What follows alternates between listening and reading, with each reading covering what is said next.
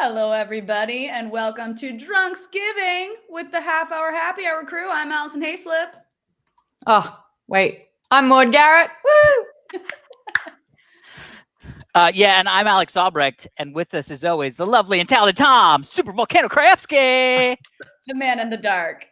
Yeah, and our sorry. special guest, I love it that we are joined with our very own podcast, Aristotle. Look at that. Hello. Guy. We're all Guy here. is here. And for I the love next 30-ish minutes, I'm gonna do this live. Ooh. Woo! We are gonna sip some booze and raise some money for charity, mofos. I can't believe it took this long for us to actually do the charity part of the charity stream that we did way back in the day. Oh my gosh. 100% my fault. Yes. 100% your fault. that I took the Lego NASA Saturn V rocket home and forgot about it. Happens to the best of us. That's what I gotta say. But That's what Drunksmas is all about. Friends, friendship, forgetfulness. Ah. But it was so delightful. I don't know what Maud was it, maybe like 6 weeks ago or something like that, where we were having a socially distant drink on my patio. And I mentioned to Maud I had found the Lego. And she was like, well, I've just figured out how to do all this great live streaming stuff. And we were like, yes. Yeah. So we're doing it. Hell yeah. So, and I've Aristotle's got, not a cat. yes, we've got live chat as that we know well. So of. if you guys are watching on Twitch, you can comment and we can bring up the comment just like this. We've been told that there's a little echo. Oh, well, we may have to.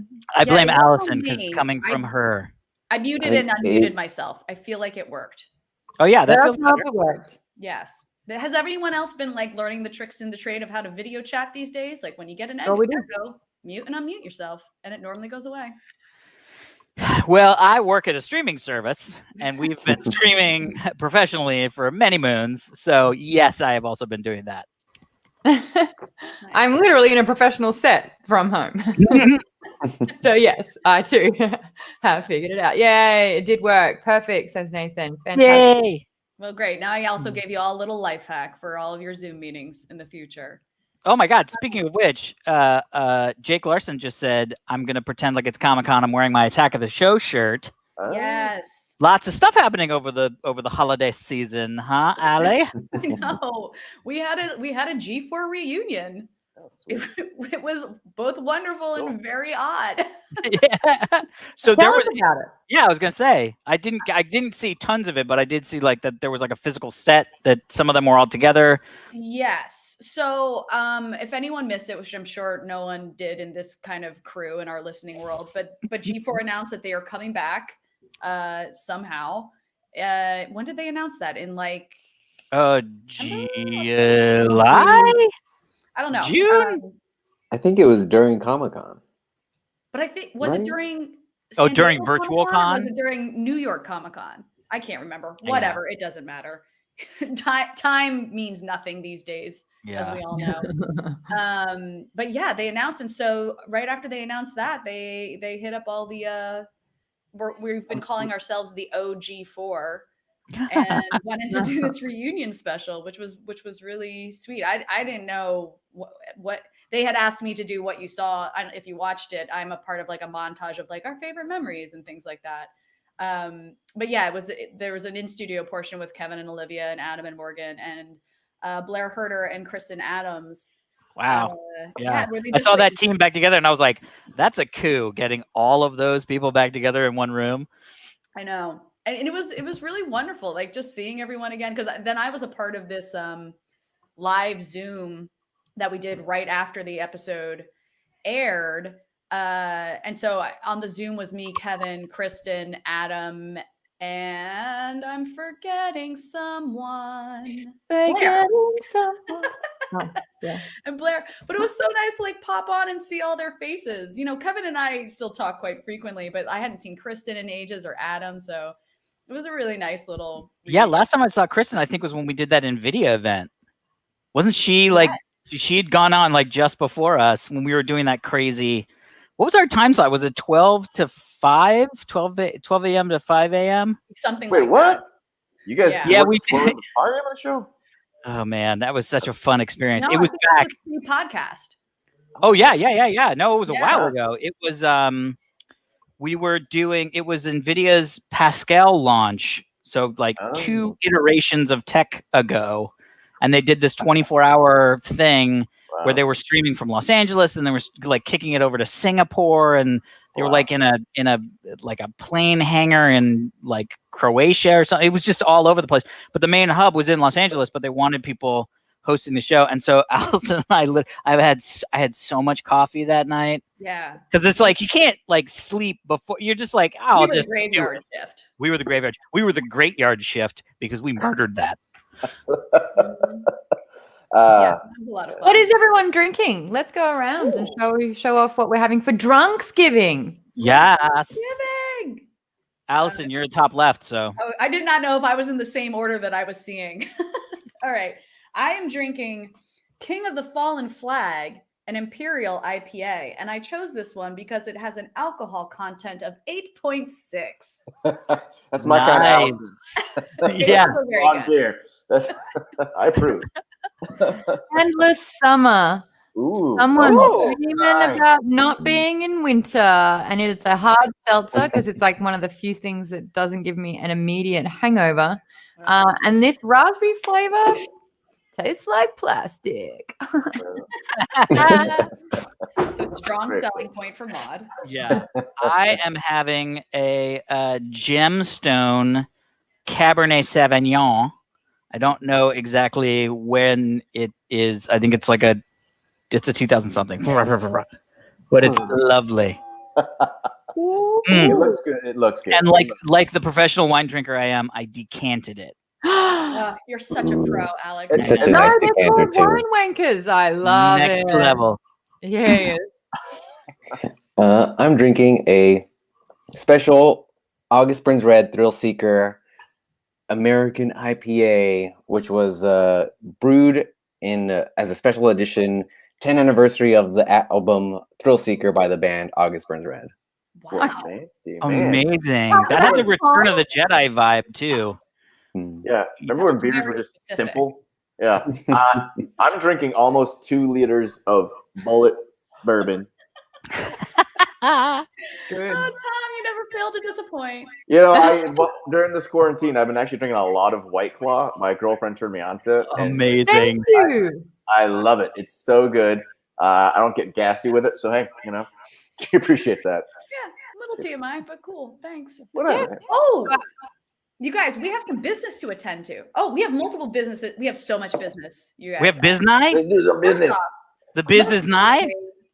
We have to talk about why we're all here, because we're currently in right. the last 35 minutes of our eBay auction for the Lego. Oh wow, yeah. Cool. I'm keeping my eye on it, y'all. I'm so thrilled. It's up to $1,325. Yo. We have raised at least $1,325 for the California Fire Foundation, which is incredible. But keep bidding. We still have 35 minutes left. Do you want to look at it? Do you want to talk about it? Yeah, let's talk about The it. gloriousness of the packing. So I realized when I found the box and opened it, we had actually done such a good job of putting it back in the box in like pieces that would not break that I did not want a chance putting it back together and not being able to put it back in the box that way. So I like literally individually took them out and then slid them back in. So anyway, those are the amazing photos I took. Yeah. On my living room floor. Amazing. It's like you dropped it on the floor first and then took a picture of it. It's like, This is exactly what will be shipped to you, to Me? whoever the winning bidder is. I just love that when I looked at it, it was like condition used. And I'm like, yeah. Built. Yeah. Condition fixed. I will also say it does. I realize I should have written this on the thing, but it does include the manual. So in case something comes apart in Tom. transport. Oh, sweet Tom. Everyone do your best Tom impersonation. You look so happy. We do have a Nightbot in the chat as well that has the link directly, so you can click it and check out the item on eBay. It is the last chance to bid on the Lego NASA Saturn 5 return rockets signed by all of us. And the highest bidder will be donated to the California Fire Foundation. So click the link in the chat if you do want to check it out. And we will be covering shipping, so don't worry about that being taken out of the donation. Now, here is other more business. Some of the business. business. I should put closer to my computer before we started the stream, and I did not. So chat amongst yourselves while I go get this stuff. We have a whole Brady Bunch thing here. This is a good question, though. We got by Envol84. Where's the build video online? Did we ever get that one, Alex? I don't think we recorded it. We just did a live stream. If you're there, you saw it. If you ain't, you ain't. That's what it's like with Half Hour Happy Hour. If you're not a day oner, you're not having funner. You're a day nunner. That's what we say. That's how that goes. That's exactly, yeah. All right, Allie, what do we got? So let's all go back to a wonderful little time called March of 2020. Okay, before you go down this lovely road, why don't you mute and unmute because the echo's back. This just sounded like you were about to roll into something eloquent, and I was like, let's fix the audio. Okay, Thank you. So we had announced by this point that we would be ending HHHH at the end of March. And then in mid-March, we got hit by this, global pandemic that we're all still living in. Good timing. Everything shut down. And we recorded we recorded 2 episodes in one day in Maud's place, like literally before they shut LA down because Starburns had already been shut down. And then we recorded our very final episode with Alex, as you know, via Zoom. So something that happened was we actually got sent some like end of podcast gifts that no one was able to get until Aristotle literally this past week was allowed back into the Starburns offices. So he dropped everything off at my place. Amazing. So we're doing a present open? What? We're doing a present open? Well, I've already opened it because I didn't know what it was. So a present showing. Yes. So I'm gonna what we got was it's still a surprise to the rest of us. Oh, sorry. I'm sorry, Aristotle, what'd you say? Oh, I said it's still a surprise to the rest of us. Yes. So our wonderful listener Art sent us like a goodie bag of stuff. So I'm gonna read his little letter and then show you everything. It says, "Hi, Allison and the Half Hour Happy Hour Ladies Night crew. Art for one final time." Wait for it.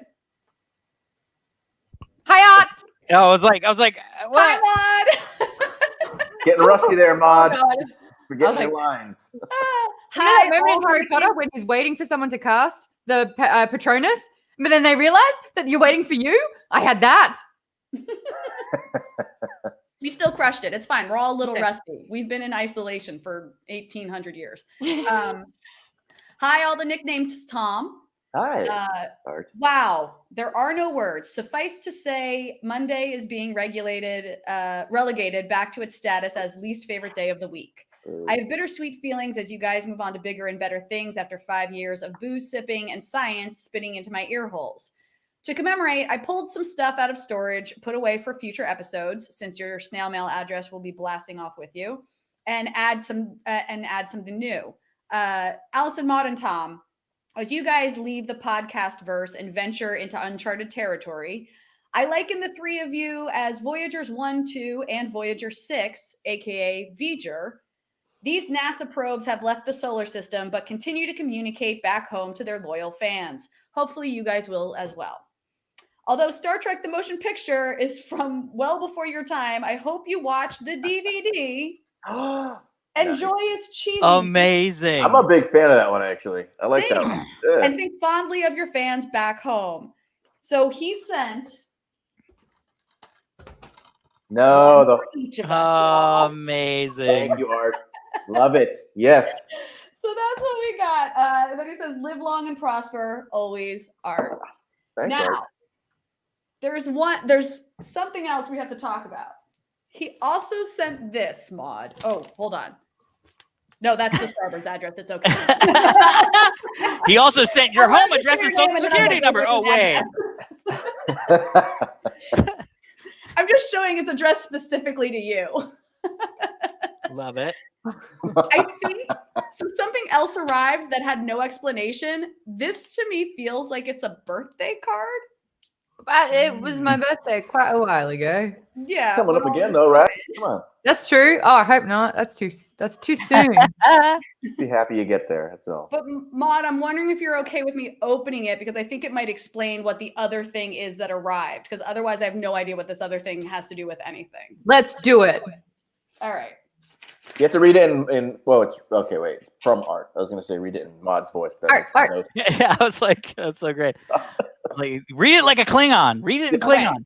It is. Oh, it's just a. Oh, It's just a card. It's What? just a card. You hear that, Art? I'm just gonna show you the thing that showed up, and this is the only explanation I can think is that this is for you. Oh, nice. Oh, I like it. I mean, that does make the most sense. It's pretty sweet. Because Yeah. it came in a separate thing with no note. So we're going to assume that Maud, this is your birthday present from Art. That's cool. Oh, I like Yeah. D&D. So there we go. Next Fun time Dungeons we and Dragons see has a young been for this person, season. you're getting this. Oh, awesome. Love it. Well, Love once you invite us over to socially distanced drink at your house, Allison, apparently what you did with Maud. And Yeah, but then we now have new stay-at-home orders. Echo. We can't even do that. Sure, blame the stay-at-home order. Echo. We had months where we could hang out, Allison. I'll be right Hung back. out with my ex-wife, I think, not me. To be fair, Tom, you Yes. were invited to come have a socially distanced drink with Alex and I, and you bailed on us. So Oh, what was I doing? you Probably. were too busy. Tom is too busy.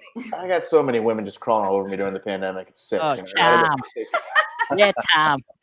Tom's like, COVID's awesome. I'm dating like crazy. Nice. So the comments are coming in, but Japan Brian is in fact in the chat. Oh, is he Yeah. here? Japan Brian. Oh, I was up in Carmel for a hot second. I thought of you, sir. Oh. Oh I man. was like, oh, this is where we met. I bumped into Japan Brian, and both of our brains broke. That was crazy, yeah. I literally was like sitting outside at this bar, and Japan Brian comes around the corner. And I'm like, what? And he's like, what? And then it was like, oh, this is crazy because we would always see each other at like live events or Comic-Con, or you know what I mean? But to just see a person out in the world that inside and out, because we've been doing the show for years, and it was just like, but you don't exist here in this plane of life. Like, what? It was really fun. Seeing your teacher out of school at the mall. You're like, 1,000%. "What? Yeah. You leave school? Japan Brian, cool. So how's everybody else doing? I might buy a boat. How are you guys doing? By the way, let's get back to me. Boat. Yeah. What happened? What boat are you gonna get? Seriously. Speedboat, like cigarette speedboat, or like a yacht? Yeah. I want to do a Giant- lot of drug running, Tom, as I've always dreamed. It's my dream since a child. It just My head went to James Bond. Yeah. oh, this is true. This is true. But it No, explains why we've got so much money to buy boats and Teslas. I can't even say it. That's how poor I am. you know, Alex, I've always wanted a boat, I think. And, COVID hit, and I was like, man, if I had a boat, I could just be like, bye, Los Angeles. I'm going to Catalina. also when the classic zombie zombies show move. up. Yeah, exactly. Yeah. Right, but So- didn't Catalina even have like weird restrictions on what people could do? Yeah, it was more like, let me go and like anchor in Catalina and like bring a lot of food and just like chill for a couple weeks and then see what happens. Maybe go like, I don't know, diving for food. I don't know. This is all, Have you this ever? is all very preemptive. Alex, I love you. You would never dive for food. You might try I've it, and then you'd dived be like, for never food mind, before. I'm postmating. Yeah, exactly. Well, yeah, Postmate. They do that actually on water taxis. Anyway, Like, so we've been looking for a boat since like mid-April, and we finally found a boat. We put in an offer. The offer has been accepted, and we are now. Thank you. We are now in the gotta test it and make sure it's still working and all of those things. So yeah, I think that is a law. STS. Nothing bad has ever happened on a boat. What will you I think name you it? started the sentence with, I think I'm buying a boat. Well, And what we find out is that you are, in fact, buying a boat. technically, at any point, we could just be like, nah, we don't really want to have a boat. And then until we like sign the deal where it's like, now this boat is ours. So I don't know. We'll see. I'm fingers crossed, but very excited. Yeah. What will you name it? It already has a name, and the name is Eurybia. which is the Greek Sounds god. like a type of condom. No, not Ribdi. You're Ribdia. No, so it's Eurybia, and she is the Greek goddess that had control over maritime seas. So she had control over the seas, and it was like, oh, that's cool. Because, by the way, when you go shopping for a boat, you learn stuff like it is bad luck to rename a boat. Really? So if a boat has a name and you change the name of the boat, that's bad luck. It's also bad luck to have bananas on a boat. Really? What? Yep. That's like the only fruit I eat. Well, don't bring them on a boat. I mean, you Okay. can if you're not superstitious, but What for if us, we you- were like, Grow them on your boat. You start with the little baby banana seeds and grow them. They were there from nothing. I don't think banana seeds are bad luck, and therefore I would say yes, I will allow that. Thank you. Hey, we all collectively know what the best name for a boat is, right? Bodie McBoatface. Bodie McBoat faces. I mean, it's Maud. hard to beat. Oh, Maud. Maud. When I say it, a boat is Maud. Mhm. Oh, Mord. Got it. Yes. So if you call Yeah, a boat Maud, Maud. Yeah. Maud is See, Maud. it doesn't work with you Americans and your weird accent portraying everything beautiful. Maud, I gotta be honest, I'm a little sad it took almost 20 minutes or a little over 20 minutes to get to your first pun. Someone did We're- say that for a Drunksgiving, we're all exceptionally sober. So Yeah. bottoms up, bitches. Well, it's because we started.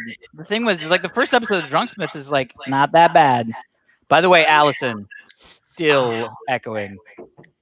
That's you. How's it me? Who has their external speakers on? Alex? me?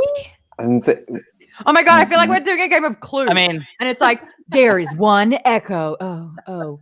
And it's Echo. 1 out of Oh, 5. oh, Fine. oh, Which oh. is it? One Who has is the it. echo? Maud, maybe get headphones. Did that screw everything up?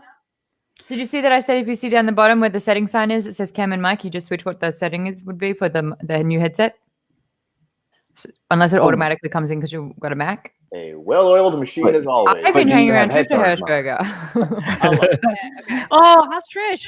I miss Trish. He's great. Oh. While you guys figure Well, I that mean, out, I'm she's gonna in- do some reading. Oh, I see. oh, Good. I just Hey, read it. actually, Tom, how cool was it seeing people dress up as Primer for Halloween? Oh, it Girls was dressed- awesome. It was great. This past week, we sent out a bunch of books to people who did cosplay as Primer for Halloween. That's cool. Jennifer and I autographed them, sent them out. They were all very, very happy. So yeah, it was really a dream come true. So we're stoked. We're very happy.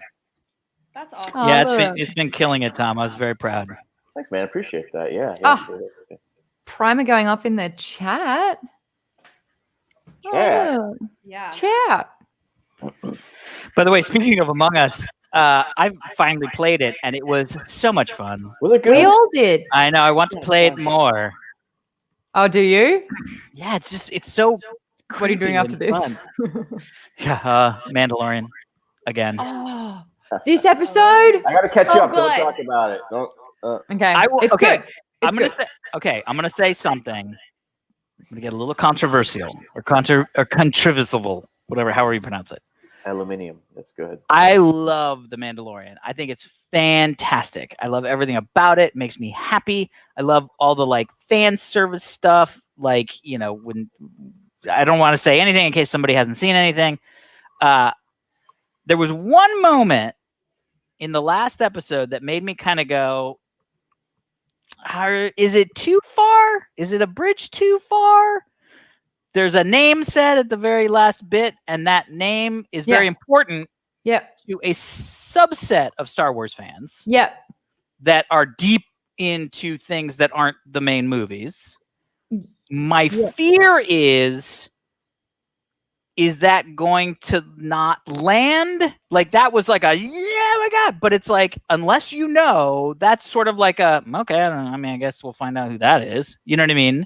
Yeah. It's So my been going fear away, though. is, are we getting too close to that? Like, you know what I mean? Like, and I don't think we got there, but I'm worried that it's going to start feeling a little bit like, if you know, if you don't, it's just not as good.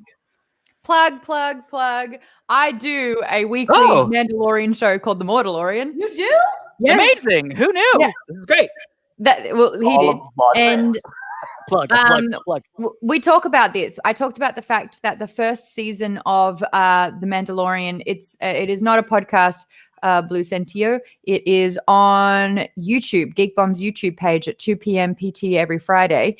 And because I've hosted Star Wars podcasts. I'm deep in the lore, Clone Wars, Rebels, you name it. And you're talking about the fact that Dave Filoni, who created Clone Wars and went on to do Rebels, has really cultivated a sub-genre of Star Wars. And he used the animated sort of realm to pick and choose characters from Legends, which is now the expanded universe. And he was like, that's such a good character. We need to bring it in. And he created new characters like Ahsoka Tano, who was Anakin Skywalker's Padawan. And so it's kind of telling the story about that side of things. And I was wondering as well with Mandalorian season 1, I was like, this is just telling like another little portion of the Star Wars universe, what Mandalorians are. We only really know Boba Fett. It was explored in Clone Wars and in Rebels slightly, and there were some significant characters about it. But I also noticed that now that Dave Filoni is directing, and he's been playing this last episode. Yes. Yeah. And he was actually in 2 episodes before that. You know, the Rogue Squadrons, the cops? Yeah, the one that didn't talk, Dave Filoni. Yeah. So what's happening now is that Dave Filoni, I think, has established himself as such an integral storyteller.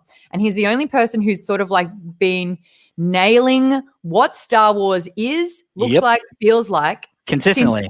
Since George Lucas. Yeah. And now with Mandalorian, like Jon Favreau, it's fine. He's good with Iron Man. He's good with like developing characters. But his storytelling is, for me, becoming really predictable, especially in Mandalorian. Like I write D&D campaigns, episodics, and I literally will watch along and I'm like, oh, cool. Meets guy in bar. Guy has armor. Won't give armor back unless you help defeat this monster. And it's like, and then the next one was an escort mission, you know, and it's like this is a fantasy game, this is a role-playing game here. But then Dave Filoni comes in and like tells a story, and it's getting better. And now he's introducing more characters from the Clone Wars and Rebels series that he's bringing to life. So he's bringing animated characters to life. I am actually more excited about this episode onwards than anything I've seen before from The Mandalorian. And anything that Dave Filoni touches is better than the latest trilogy that we've had. Thank you for coming to my TED Talk. Real quick, I want to jump in so badly in defense for the long forgotten, underappreciated 2D animated Clone Wars by Genndy Tartakovsky. Okay. That launched Dave Filoni and the CG Clone Wars. That's what I love, the new Clone Wars, but that was like that true. Oh, the OG 2005. That one came out, I believe, wasn't it? I want to say yes, but I feel like it always gets so overlooked, and it was so very brief, just a blink in the Star Wars universe. But from what I've read and understand, Genndy, I don't know how to say his first name, was Lucas's apprentice before Dave Filoni. And it's a whole thing. Did he go to the dark side? Is that what happened? Please don't forget him. I have never in my life seen Podcat be this passionate about anything before, and it has made me very excited. And also, actually, Podcat, may I say, quarantine has treated you well because you look fantastic. You got babe vibes going, bud. Yeah. You got that thing. Cool. I'm coming for the Tom muscles. They was it you, Aristotle, that was talking to me about the Clone Wars, that the movie with like the short moment with Anakin and Samuel L. Jackson? Like, my God, why can't I? It's not mine. Mace Windu? It's not me. It's not me. Mace Windu. We're all got headphones on now, and I can hear it, and it's not me. Which is weird because I can't hear it. I don't hear it. You don't hear the echo? No. I can hear it. Okay, That's take weird. your headphones off. I only heard it when I had the headphones on. I don't hear nothing. So it only comes through headphones? No, it's there coming from somewhere. Yeah. I don't hear it at all right now. So Same. Aristotle, you have 45 minutes to figure out where the echo is coming from. Okay, the Will chat he doesn't hear make it it? either, so He is a sound designer. He is an audio engineer. Can he figure it out? you guys, I feel like we need to do a quick shout out to our auction that's going on. It's ending in 15 minutes. Ooh. How's it bid. looking? Please bid. We are still currently at $1,325. Ooh. And you have 14 minutes left to bid, y'all. Look at that. Look at that sexy Lego with those Yeah. sexy pictures. You know you want it. By the way, Tom, guys, Yeah. if you didn't watch it, it was very fast. Like we built that thing We built it. strong. Yeah. Mm-hmm. We really did. Yeah. I think we were expecting to be there for like 4 hours, and we were there for like 2. Yeah, but we were all hopped up on all the candy that the city had. And like, we were the eating last of the apples. Blantons. Yeah, the Blandons. Yeah. Oh, the Blanton. Oh yeah. Afterwards, after that, wait a minute. After we put this together, Allison and I went out. Right? Didn't we go drinking after that? Oh my God, Yeah. you totally did. And I'm pretty sure I cried to you while sitting at the bar, Tom. Probably. I remember dropping you guys off at a bar. Yes. Yeah. I feel like I dropped you guys off at a bar and it was like, good luck. That was you, Alex. Yeah. You went to a liquor store, I think, so you could buy liquor, Alex. We Yes. did. And you does talked sound like to me. Luso and Frank, where Allison's friend came over, and I got like tipsy enough where I'll be like, I'll pay for everything. I got my card member here. I'm pretty sure all I did was eat mashed potatoes. I mean, I drank. Yeah, and you then drank. ate an entire serving of mashed potatoes. Yum. Guys, speaking of mashed potatoes and food, I am trying something currently that I am very nervous but cautiously optimistic about. Exercise? Is it just potato diet? No, never going to try that. No, I have a Wrong answers only. I have a brisket that has been in the sous vide for 24 hours. Dude, that sous vide thing you have. Alex, yes. I'm very excited to see what happens. We'll see. So Alex, you're gonna love this. I do already. I didn't travel for Thanksgiving. It's the first Thanksgiving I did not spend with my parents and my brother, which was really weird. Thank you for your service. Yeah.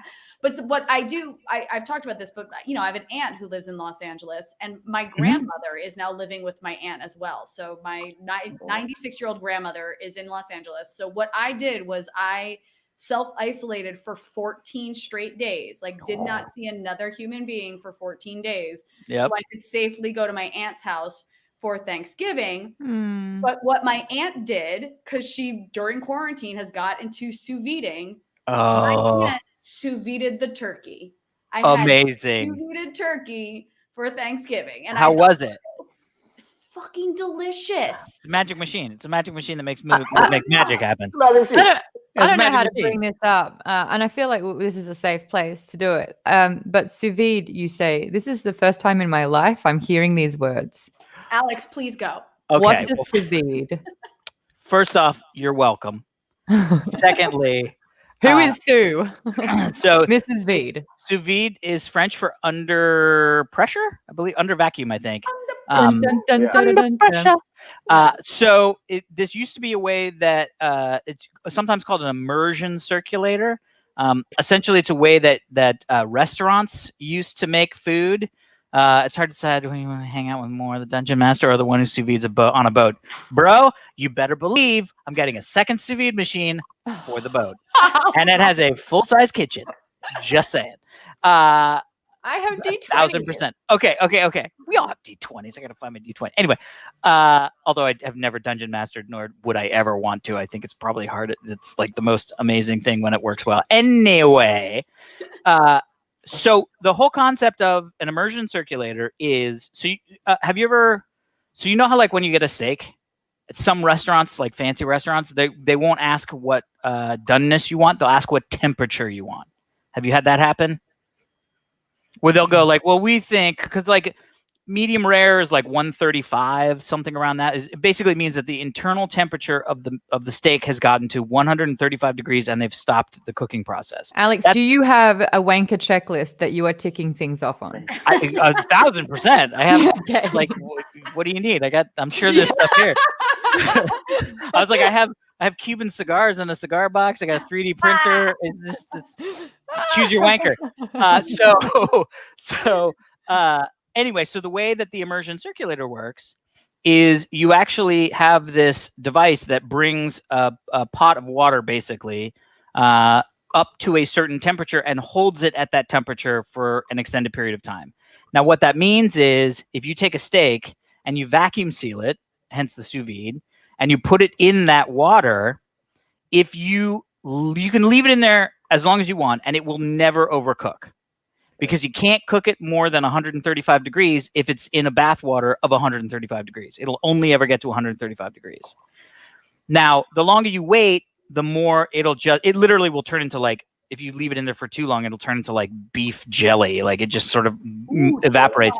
But if you take a steak, a really nice steak, and you put it in a vacuum seal and in a sous vide machine for an hour, when you take that steak out, it is done to perfection, exactly how you want it, right? Then you do what they call reverse sear, which is you take it out, and I'm not going to lie to you, it looks like shit. It's like gray. It's fucking ugly looking. It's horrible. Really?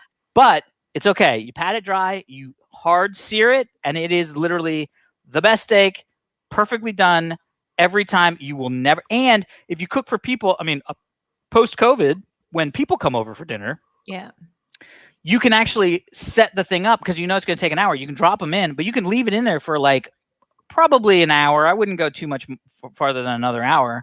And now they have like the Jewel is a great example. I think it's like $150, something like that. But it also works on your iPhone, so it's got an app. Like it'll literally tell you like your food is done, and you're like, thank you, Jewel. It's amazing, and I have actually seared my steaks with the not a flamethrower. I've actually tried it. Well, it's because it's sitting up on my thing. It's another wanker thing. Oh, flamethrower in a box. The not a flamethrower says you're not supposed to like press that trigger for more than like 8 seconds, right? Something like where I mean, it's a guideline. It's a guideline. Yeah. This is what the turkey looked like. Wait, which way? Oh, she did the whole bird. Oh yeah, she did the whole freaking turkey for 24 hours. Oh my God, that's such and then a genius idea. We dried it off and put it in the oven for like we roasted it for 30 minutes, and then that gave it its like perfect brown. It was honestly that's what I'm gonna do with the brisket. As soon as we're done here, I'm gonna cut it up, dry it, or open it, dry it, and then put it under the broiler. Alex, I'll be there 5 minutes after we finish this stream. Done. No, I won't. Slice your piece. People right now. I know. Oh yeah, how long's that lasting? What's the latest one? I mean, it doesn't actually alter my day at all. This is what I told my folks. I was talking to my folks today, and they were like, "You can come down to San Diego if you need to get out of LA." And I was like, nothing is changing for me. Yeah, that's how I'm not going shoe shopping on Melrose. I haven't done that ever, let alone in a viral pandemic. But for real, what is the new thing? It's safer at home. So I think everything is going to get closed down except for delivery restaurants and like pharmacies and grocery stores. No, retail's still open. It's anything social. So anything retail's still open. Yeah, because anything you can do with a mask. I mean, it's oh, I see. It's the eating. You have to take it off. Yeah. It's limited capacity. So like you can only have a store at like 30% capacity or 25% capacity. Well, in that case, Melrose will look exactly the same because nobody gives a crap about anything here. It's crazy.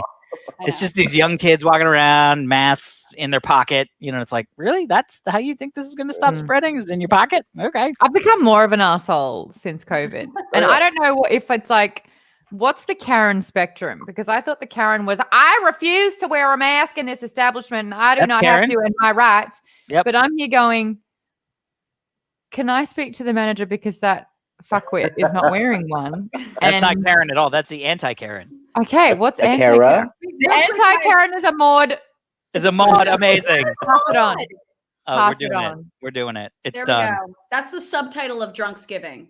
Yeah. The anti-Karen is a mod. And speaking of, y'all, we only have 4 minutes left in our auction. Oh, guys. So if people are thinking of bidding, get your bids in now. I would say it's one of a kind, but we did it once before. So 2 of a kind? Well, true, but the one before did not have Maud nor Aristotle signatures on it. So this is true. So it is a one of a kind. So you're getting in when the getting's good. By the way, this is the 3rd time we've done this where we've built a Lego, signed it, and auctioned it off for charity. But I believe the other 2 times we did it, I don't want to knock this, but we raised like around $300 to $500 or something like that. So the fact that we are over $1,000 already is like really incredible. How does this happen? If people just want to make a donation? Oh yeah, what's the fund? Can you send the website straight into chat? Here. Probably.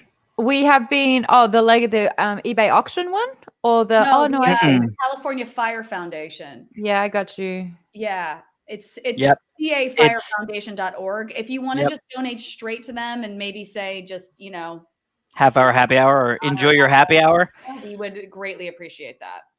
And you can use the half-hour happy hour fans@gmail.com account is still open, so you can use that. I think it'd be fitting if they left a comment that just said space. I think that would be amazing if all of a sudden the California Fire Foundation is like, we just got a whole bunch of donations with just the tag space. We don't go to space, right? Yeah.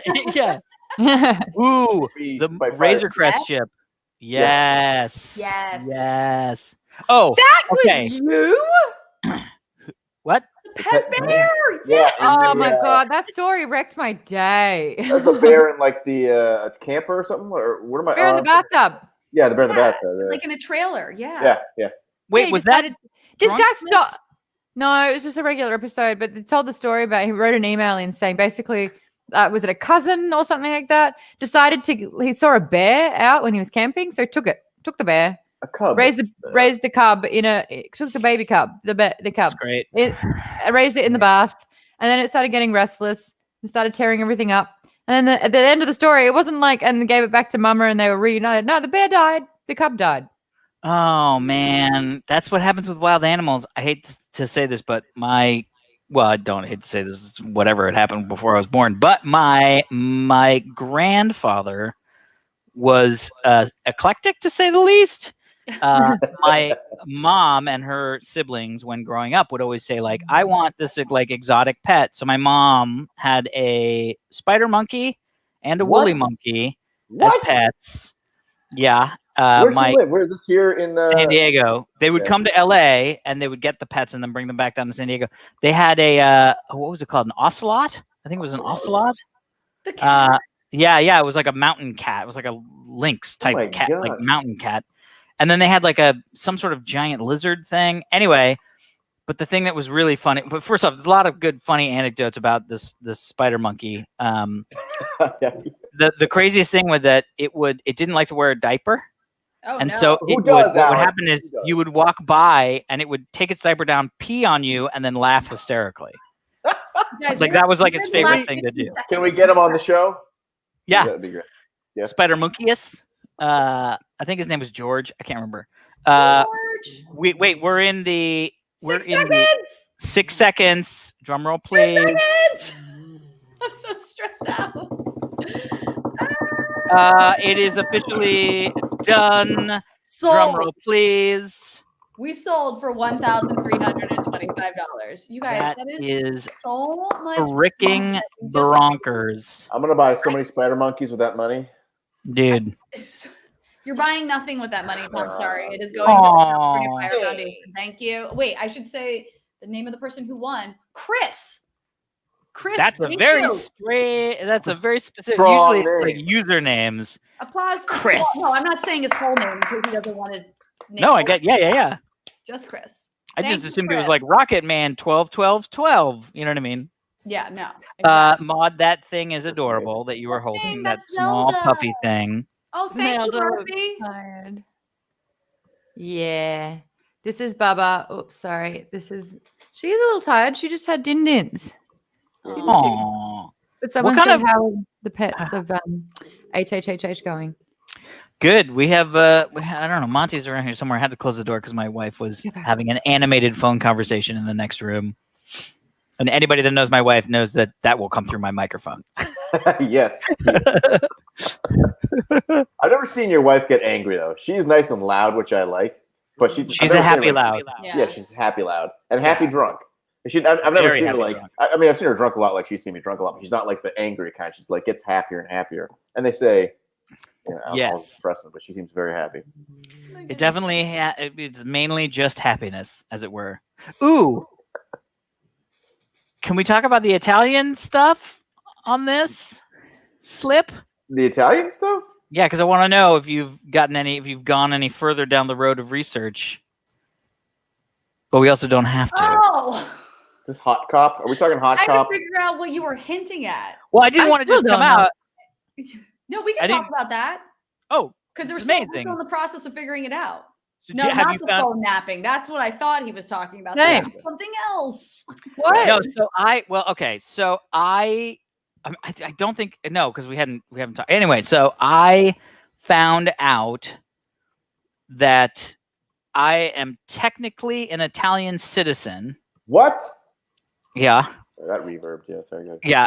Sorry, it's all good. So I am technically an Italian citizen and could apply to get my Italian passport as an Italian citizen. And it's this whole chain of like if-then statements that I just sort of started looking at, and I was like, this is already the most Alex story ever. So because seriously, like me, but my great-grandfather is named Giuseppe Brazil from Naples. And I didn't think anything of it because I was like, oh, yeah. That's a fake name. I know. Yeah. Wait, even better. So my grandmother's name is Mafalda Brazil. Yeah, so very Italian. Anyway, long story long, I found out that because of like the order of operations of my great grandfather's citizenship, the way that it works in Italy is if you are blood related to an Italian and you are born, you are automatically an Italian citizen. Doesn't matter where you're born, doesn't matter anything. If that person is an Italian citizen, you are an Italian citizen. And the thing that trips people up is when you become an American citizen, back in the days, you renounce your other citizenship. So a lot of Italians emigrated to the United States. They became American citizens, which meant they denounced their Italian citizenship, then had children. Now those children can like go and like get a lawyer and fight and become citizens. But the ones that are still citizens, they never had to renounce their citizenship because they didn't know that so basically my grandmother was an Italian citizen and didn't know, so why would she renounce it? Therefore, when my mom was born, she was automatically an Italian citizen because she doesn't know, so why would she renounce it? So then when I was born, I was an Italian citizen. Anyway, so I told this to Allison and she was like, wait a minute. My great-grandparents are Italian. And I'm like, so I'm an Italian citizen? So Alex and I are both in the process of figuring out how to get our Italian passports, is the moral of the story. And have you been doing Duolingo? No, that's the next thing. That's the next thing. But the best part about it is Italy, EU country. So it's not just an Italian passport, it's a European passport. Yes. But what's very exciting, and I know a lot of listeners to this podcast. That's a great comment. That's a great comment. Yeah. We have to say, someone read it out loud so it's on. I assume Australian citizenship is granted after birth and upon successful defeat of a dingo in single combat. Correct. So my thing now is to try and put up a really funny comment as Alex is taking a sip because you nearly did shoot that out. That's amazing. Oh God. So listeners to the Half Hour Happy Hour will remember the story of my phone getting stolen in the Great Italian Phone Napping of 2016. I have been in the process of turning that into a feature film script with a writer friend of mine. What? Yeah. And so like we are very close to selling this script. And so oh my God, congrats. Yeah, thank you. And so I'm like, I want my Italian citizenship because a lot of this film will be shot in Italy. Oh, yeah.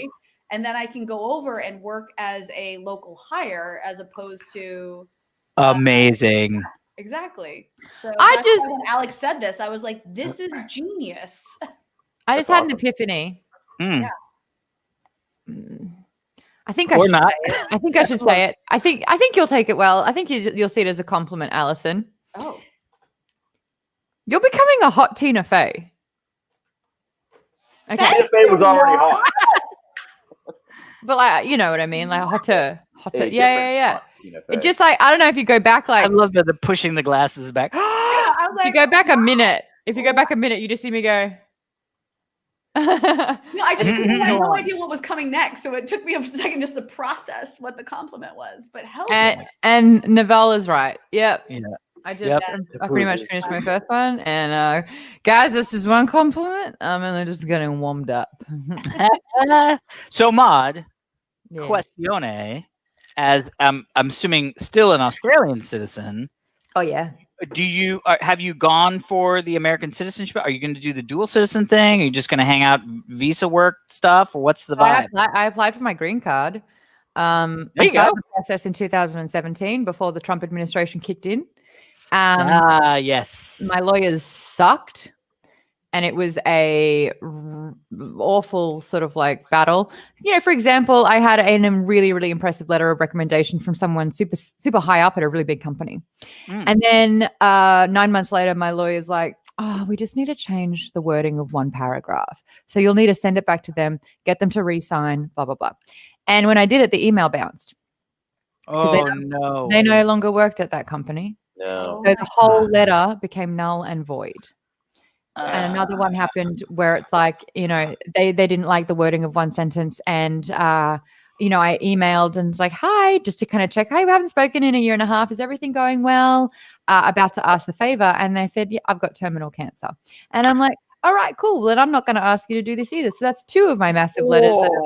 So the whole thing was just like everything that could go wrong started to go wrong. But then my lawyer was just like, you've got an open and shut case. You've had 6 visas, O1 visas. Yeah. By any right, after 2 or 3, you get your green card. So we submitted and it got rejected.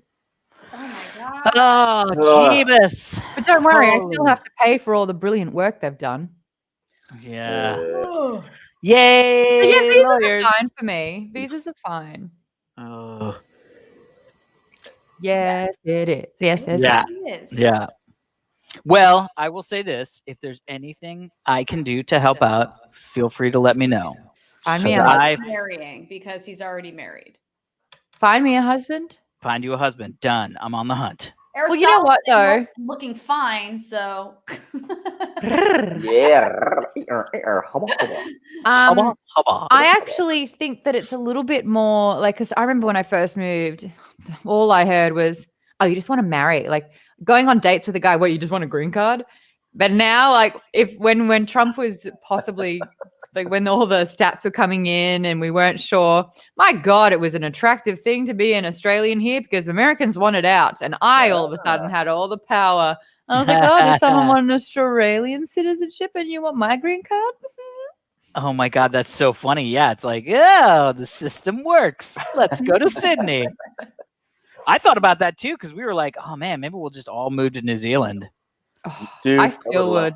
Yeah. Yeah, I was actually I was dating a looking at Kiwi. property. It's like a whole thing. Yeah. Yeah, Were my you really? parents, at the beginning of this year, I don't know if you remember, but my parents were on a cruise in New Zealand at the beginning of 2020, which I feel like both of those things are things that are like, well, they're like buzzwords now. Yeah. Had they just been like, you know what? Let's just rent a place for 6 months. Boy, would they have been happy. Well, I told you my roommate was a Kiwi and he lasted about 3 weeks of quarantine and he moved back home. Yeah, and why like, not? my God, when I was like checking in, it's like, hey, are you okay? We're like month 7. And he's like, ha ha ha ha ha. Oh my God. Yeah. And then would send me photos of like the most beautiful locations. And I'm like, yeah, you did the smart thing. Good on you. Did you I'm send him a hearing echo picture again. though of our orange skies? Oh my Yeah. gosh, when everything was on fire. Yeah. Yeah. Fitting that we just raised all this money for the California fire fund. Hey, drum roll, please. There we go. All right, y'all. Did we do it? Did Wait, we I got do one it? more drink. Oh, well, we have to wait till you. You ran out of drink. No. Oh, that's unopened. Yeah. An Open unopened it. one? Same here. I was sort came of with surprised. vodka. I was like, isn't Allison gonna like read us a story or something? Like, what are we doing? Tell us a story, Allison.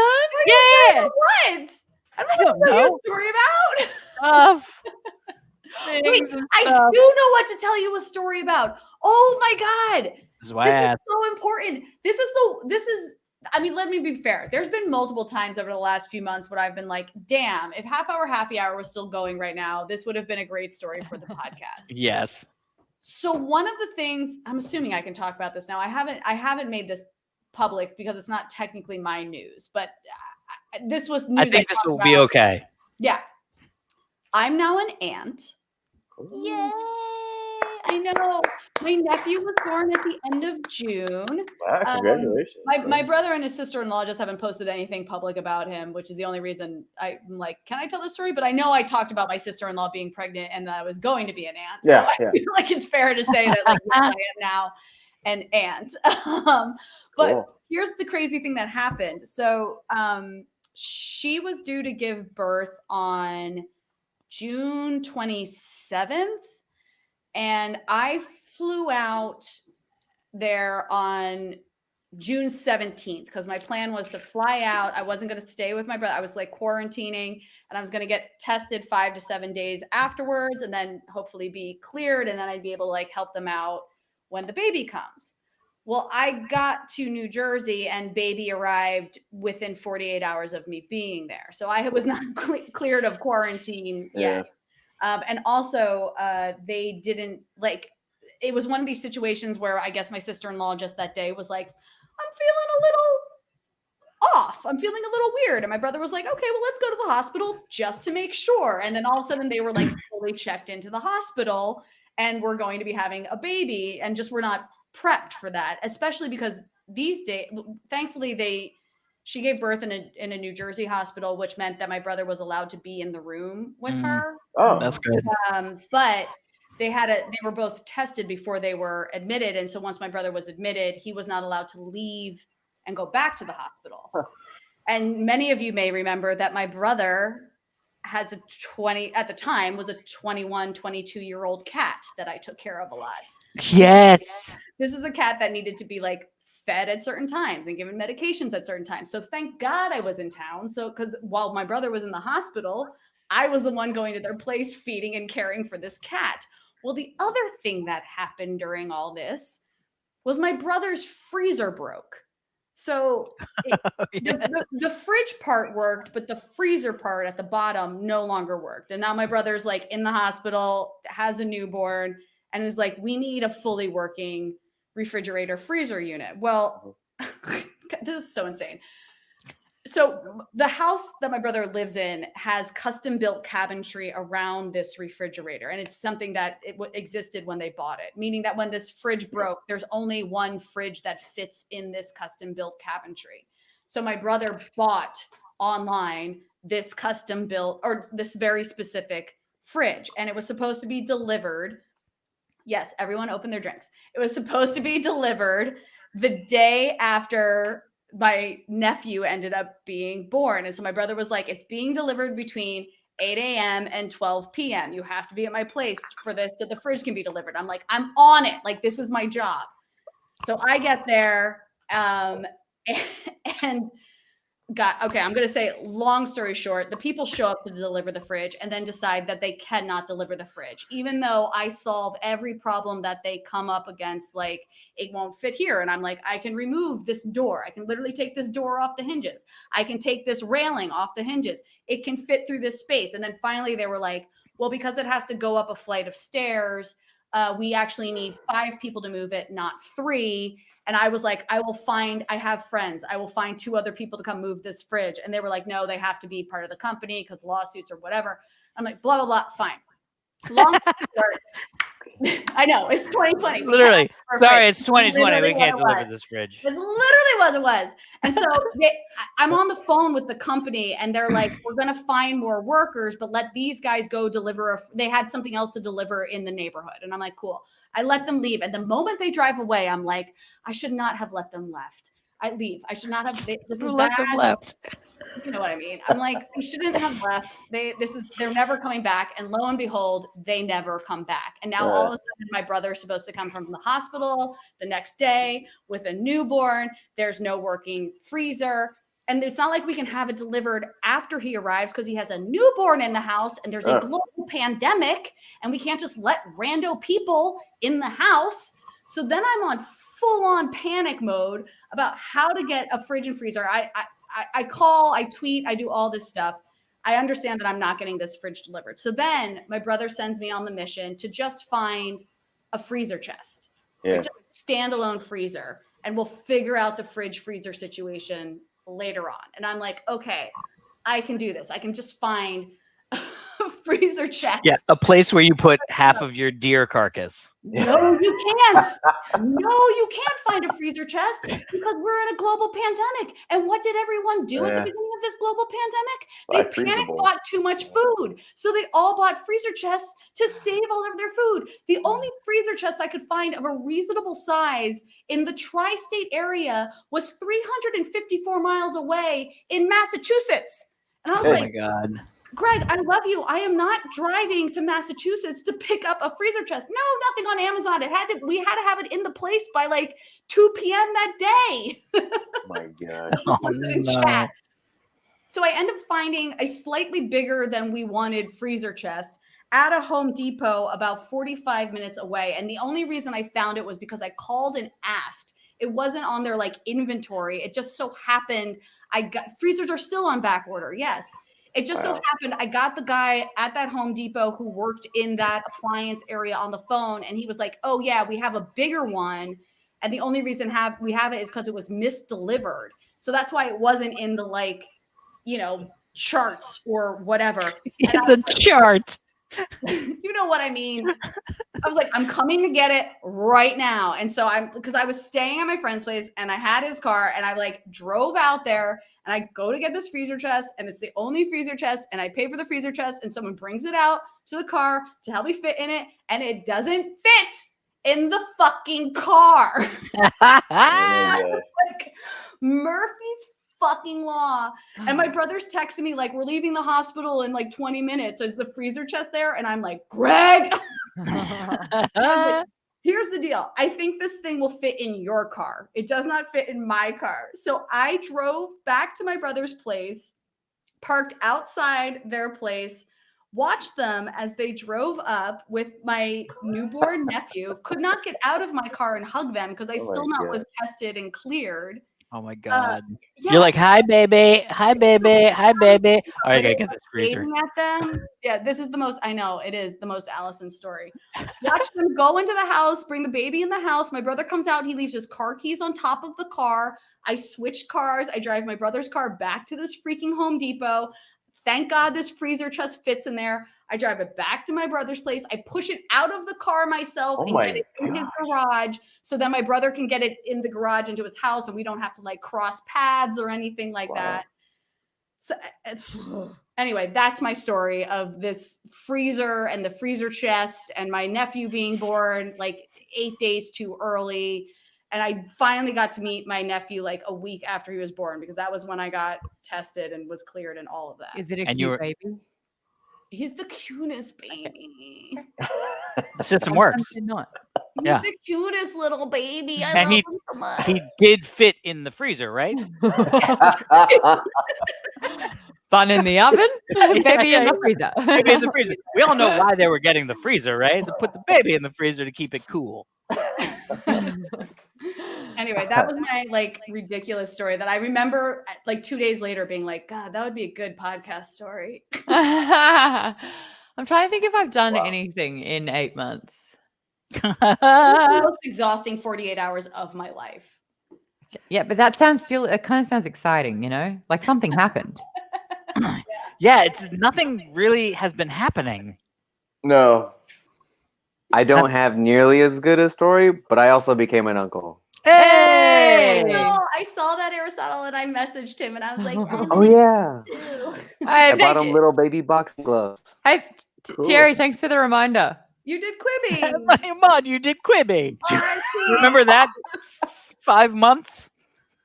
Oh my God! Can we just talk about like the rise and fall of Quibi? I mean, I was there. Quibi, there was no rise. It was just all. It was all fall. Yeah. I did move. I moved house too. I moved. Oh, get out! Yeah. Well, that's cool. My new place. I live by myself, which makes every day in isolation feel like 3. Yeah. It's just Zell and me.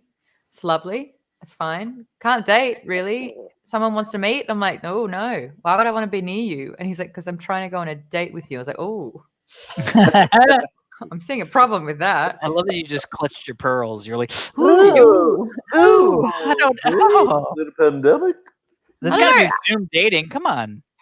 Allison, have I had any kind of good stories? I've been trying to date. I don't know. It's been kind of all I've heard from you are dating attempt stories. yeah. Jump rope stories are pretty dope. Yes, I got back into jump rope.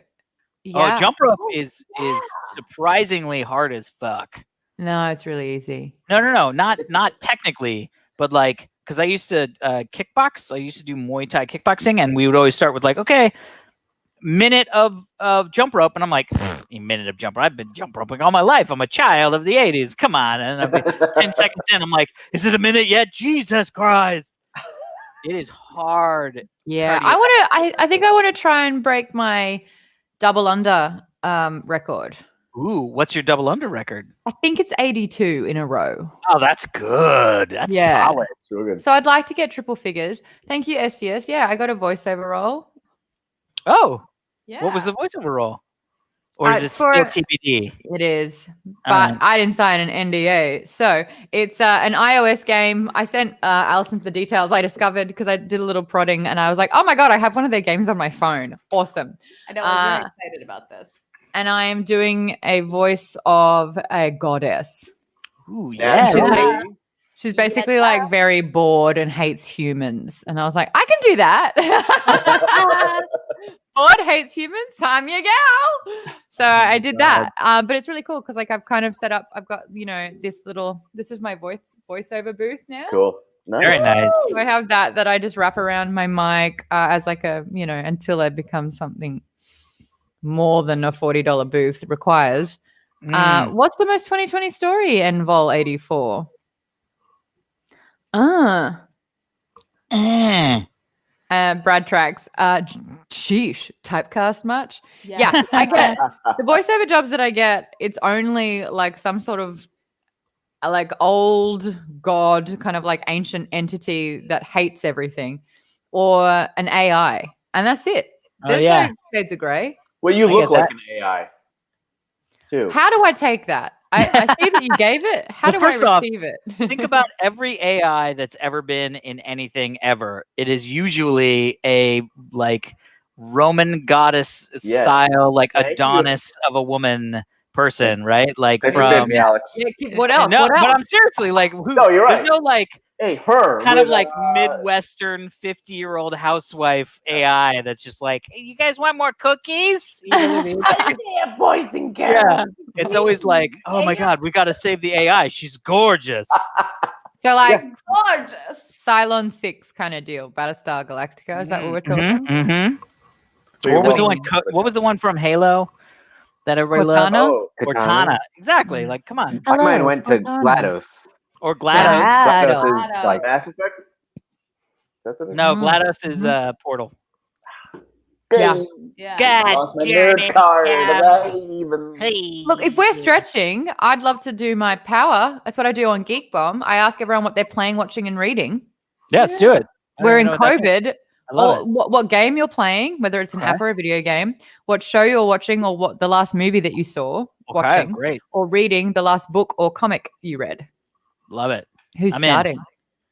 Who's starting? I can start since I'm in the corner. Okay. Nobody puts baby in the corner. What? I'm going to include board games and what am I playing? Because my tabletop. I have gotten into playing Sea of Clouds again. It's a yellow game, that board game company I used to work for. Yeah. Sea of Clouds. It's awesome. We'll just play it outside on my patio because you don't have to like change stuff or anything like that. You can do it from a socially safe distance. So that's what I've been playing. Reading, most people know this, the Wheel of Time series. I'm about to 12, or did I just finish book 12? God, I can't remember. You've been flying through those. I'm trying. Which is saying something. Those are like, that's some serious books right there. That's a trudge. That's a wheel that keeps on turning. To read, yeah. High five. And then watching, I'm clearly watching The Mandalorian. And last night I actually just watched Just Mercy. How was that? Lee Jordan and Jamie Foxx. Yeah. Oh yeah. Very educational and heartbreaking film. Good. That's what I need. More heartbreak in my life. I'll go playing because it's playing, watching, reading. Power. I am playing. I actually just finished The Witcher 3 for the second time. Oh, so wow. good. Isn't that I love the game. So I played it in 2017, and then I noticed that when I started doing playing, watching, reading, sort of like in quarantine edition, I was like, what have I played or watched or read before that I know that I loved, that was safe and happy, but it's been long enough that I can experience as if it's for the first time again, but know it's a good time. So I replayed Witcher 3, which was fantastic. The credits were rolling last night. Really great moment. And then I'm watching Buffy. Oh, my wow. last Seen it? Oh, Or is yeah. Oh, yeah. Okay. Yeah, a few times. I know, but sometimes people are like, "Oh, I finally got into Buffy," and you're like, "Welcome to the most amazing thing." Thank Yeah. you. Yeah, but my last like full binge, like start stop, like in under 3 months, was 2014 or 15. 2014, I think. 15. So it's been 5 years. Jumped back in that one again, and so good. And I'm about 8 episodes away from finishing all of it because I'm on season 7.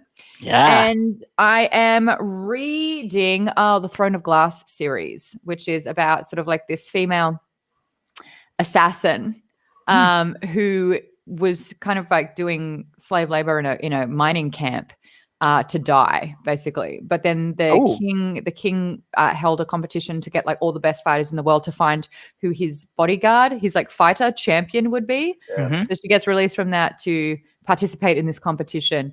And then it's like a 7-book kind of story, which I like. I'm a fan of that one. So there you go. Who's next? I'll go since Tom just left. Yeah. Is it short bladders, small bladders? Is that what's going on? Maybe. I don't know. He just was Not- like, fuck not it. this I'm out of gal. here. Not this Smoke guy. bomb. Still don't know how I'm not married. I'm like, it's weird what like my things, my little powers are, but I have a really solid bladder, and that's got to be You're like up there. giant bladder. Any Yeah, girl. takers, road trips? Come on. I can watch a whole movie in the center of the cinema. I don't need an aisle seat. Ooh, I can't do that. I do windows every time on planes. Oh God, all of this is like it's like hitting my anxiety. I'm like aisle, man. Because I won't breach. Yeah, I love it. Okay, so playing Shadowlands, the World of Warcraft expansion that just dropped on Monday.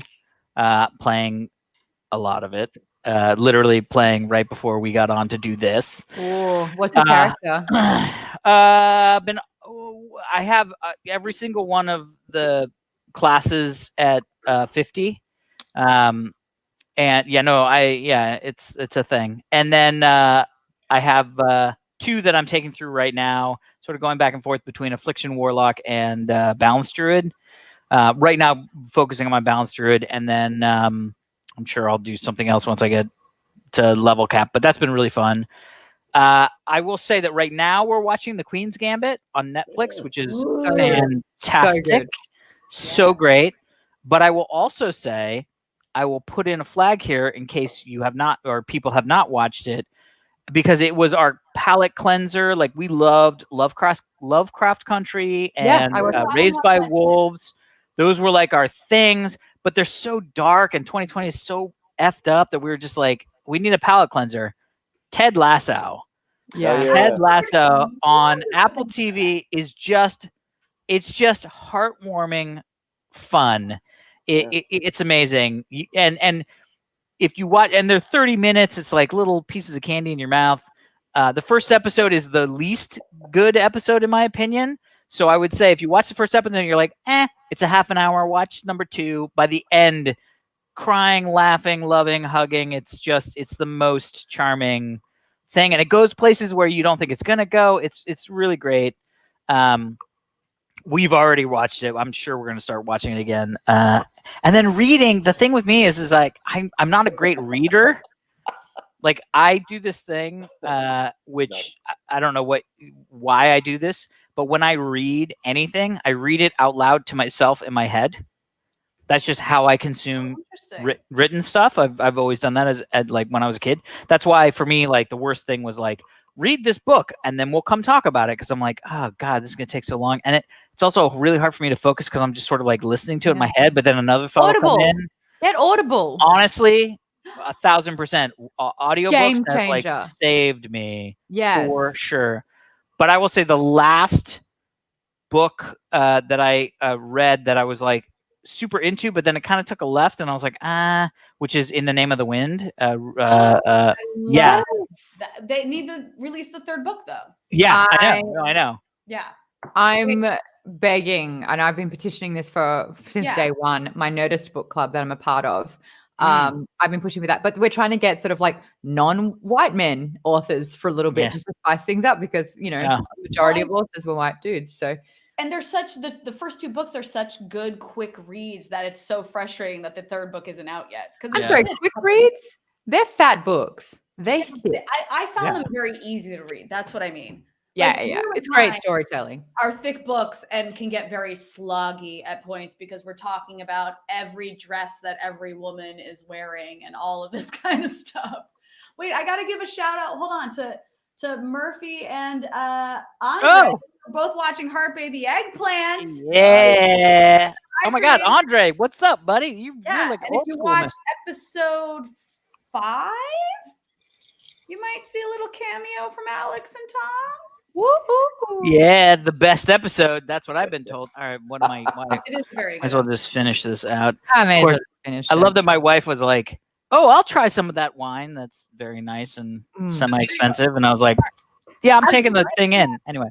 Sorry, Heart Baby Eggplant is available both on YouTube it's a Heart Baby Eggplant channel, just YouTube/Heart Baby. Wow, I'm drunk, you guys. I'm gonna get. I love it. I love it. This worked. Also, the system worked. It's also available on Amazon Prime. You can just search for it on Amazon Prime. That's amazing. Baby Eggplant. It takes 30 minutes to watch the entire season. So good. And did Alex just kill a bottle? No, it wasn't a whole bottle. You decanted it. But that makes it. But that's bottle. what you take a bottle and you put it in the decanter. What do you think decanting is? I will say, there's one glass that was spoken for because my wife wanted to try it. There it is. That's all I just need to be right. And hey, while we're doing a little bit of housekeeping, some people have been throwing bits and subbing. So I just wanted to give some shout outs. Adam Tulos, thank you for the bits. Nathan, thank you for the bits. I also know that we had some subs a little bit ago. Adam again gifted out 5 subs to the community. So did Ghost of Monica. Thank you so much for giving out 5 subs also. Wait, so you can say like, I'm going to sub for other people and then the other people can claim them?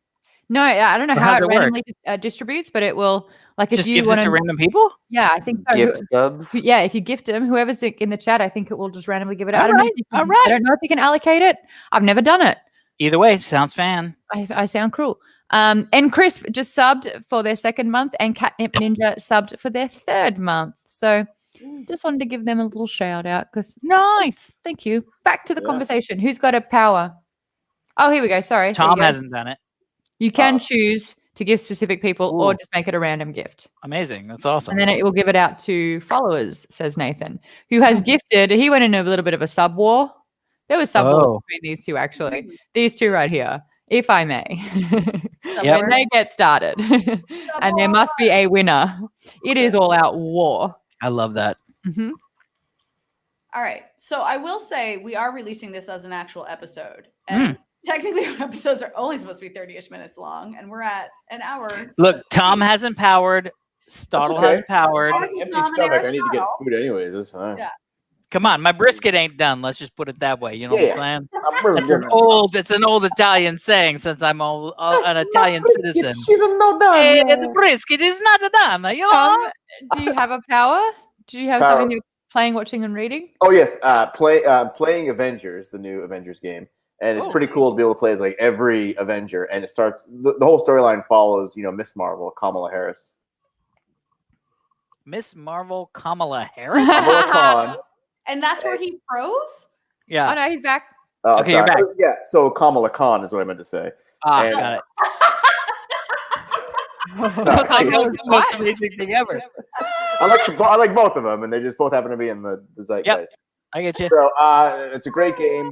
And then I'm reading. My mom sent me the Michael J. Fox. Power. Oh, Power. Yeah, I was watching. Okay. Watching. I just started watching that show on HBO. How to with John something.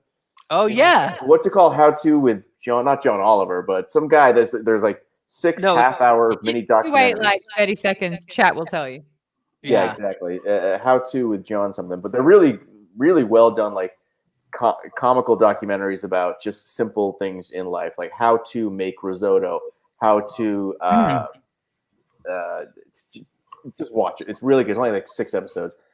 And then I have to start reading this book my mom sent me about Michael J. Fox. This is his most recent autobiography. Because my mom, when I was a kid, my mom always said Michael J. Fox was my mentor. No, I never met him. But when I saw Michael J. Fox in Back to the Future, I haven't read it yet. I'm looking to. When I saw him Back to the Future, that made me want to become an actor, which is why I started doing acting and doing commercials and TV movies. So. And you became young John F. Kennedy. Yeah. Mm-hmm. Now I'm an old drunk. Yeah. So that's. I will also say. Echo's back. Echo's back. Echo's back. Everyone There's a video game about a dolphin back in the 90s. Alex, I mean, Echo, dolphin. Oh yeah, Echo's back. Yeah. It was a great Sega Genesis. Yeah. Anyway, No, it was. so no, Echo the Dolphin. Yeah. I think it was. I don't know if it was Genesis or the next one. Anyway, I watched Love and Monsters. Oh yeah, how is that? Which, for all intents and purposes, should be a bad YA movie. You know what I mean? Yeah. Charming, super fun. Aw. My wife and I loved it. My friend's in it. Which what was she and or he? Not sure. Her name's Amali. She's a dear friend that I've had for ages. She's in it. Hold on, I can probably looking at IMDb. What's her name again? Amali Golden. The Monsters. Okay, hold on, just real quick, everybody. We can cut this out of the record, which we won't. Yeah, Aristotle, maybe you want to edit some of this? No, it's all good. This is research. What's her name again? Amali Golden. Hold on, I'm pulling up a picture. Amali Golden. Oh yeah, there she is. Ava. Oh yeah, she was the lead. I think she was the lead chick. Really? Yeah, she was like the love interest that he was going dear friend after. Of mine. She stays with me every single time. Well, tries to. We catch up every time she's in LA to try and break it. She's a legend. I adore her. Yeah. We met on the set of a commercial in 2009 for a car ad, and the ad was running so late from the previous location, as it does. And so we were there on time, and they were 2 hours late. And here we are, like, oh hi. I'm like, I've never done a commercial before, and she's like, oh, I don't really do this either. And I pull out my Nintendo DS. And she's like, amazing. Shut up. And I'm like, yeah, bitch. And she's just like, I love Pokemon. And I'm like, so do I. And we became fast friends from there. And she's great. But yeah, she's well, she's awesome in this. Yay. I'll have to watch it. I've got a code to watch it. Honestly, you should watch it because like it should, for all intents and purposes, just be, just a YA cheesy whatever movie. There she is. Yes. That's her. Yeah, I think. That's my friend. No, I get that. Wrong movie. Maybe it's a different movie. That's definitely a different movie. Okay, well, that's my friend. But I believe she's like a love interest. What's so funny, Aristotle? He's like, you guys are nailing this. The back and forth. Are you laughing at how much you're gonna have to edit this?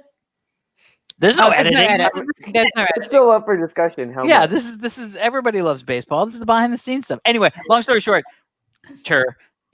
amazing. My favorite thing, this guy, literally the kid falls down a hole and he goes, oh no, I fell down a hole. And I was like, that is exactly what I would say if I was in his situation. Right? Like you would stand up and you'd be like, oh God, no. I fell down a hole. Like this is horrible. And it just was like, I fell in love with the movie then. And it was like, it should have been, I thought it was going to be like, what's the monster trucks? Monster trucks. I thought it was going to be that bad. Yeah. And then I was like, oh no, I fell down. I fell down a hole. So great, so charming. It's the kid from Dylan O'Brien. Dylan O'Brien from that YA stuff, which I loved. American Assassin. Yeah, but what was the one? What was the one where he was like? It was like Wolf. Hunger Games. No, it was like a new Hunger Games. Yeah. Oh, God damn it! Like, not Succession, but it had. No, it definitely wasn't Succession. Maze Runner. Maze Runner. Yes. Nothing like Succession. What was I thinking? Yeah. People succeed in mazes. Maybe that's where you got it. Like I succeeded. What's the chick with the? She cut her Divergent. hair. You know what? It's not even worth trying to backpedal from that one. Like Maze Runner was actually really good. The first one was really cool, and then it kind of like jumped the shark. Yeah, and like got weird. I agree. Vision? Yeah. No, Divergent, I just said. Divergent. It's Divergent. Divergent. That's what I mean. You're all wrong. Oh my gosh. No, This reminds me. horrible. It is I- Drunksgiving. Thank you very much. I have to tell this story. I think I've told it before, but because of division, and you went division. So Christmas a couple of years ago, I met the family in Hawaii as a halfway point. We're playing Heads Up, right? And I think the thing is like classic movies or something like that. And I'm there with Alicia Malone, who is literally a host on Turner Classic Movies. And I think the hint is make sure you get it right. come on, Rocky, Sylvester Stallone. Oh, I was like Rocky punching face. So I'm here with it, and it says Sylvester Stallone, and my brother goes, Stella, and I go, Oh, no. Sylvester Stallone, and he's like, yes, and Alicia goes, oh my God, the quote is not Stella, that is not, it's Adrian. And so it was a wrong clue. Brando. Marlon Brando. The wrong clue, and it was the right answer from the wrong clue. Like, oh man, Oh my God. That is what brother-sister relationship yeah, is. Like, Yeah. perfect. my sister-in-law watches my brother and I play games together, and like we so clearly have our own language, which makes so much sense to us. And she watches us and goes, "What is happening right now?" Like what? Wait, Alex, what's that game that you love about defusing a bomb where one person's actually doing the actions and another? Oh, is that on VR?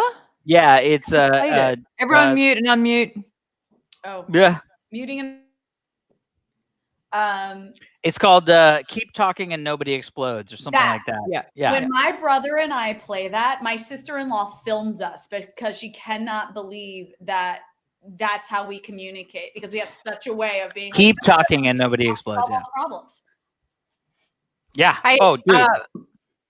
I was going to say Aristotle hasn't done their power. Yeah, What's come your on, power. Yeah, do your power, dude. Oh, first, I'm honored because ever since you first mentioned it in half hour, loved it. Playing slowly Squadrons.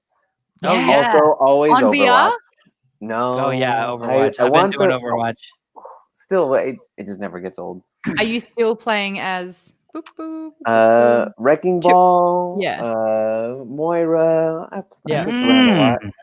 I do Watching. mystery heroes. That's the thing I can. It's the only thing I can do because I just feel like there's no pressure. I'm like, well, whatever. I don't know how to play this person. Plus, I get to learn how to play people. It's fun. Anyway. That is true. I do love that. But then, Yes, of course, meet there's always the someone Ben. who's incredible at McCree or something that just ends dude. the game. Or like Yeah. 4 bastions, and you're like, well, all right. Yeah.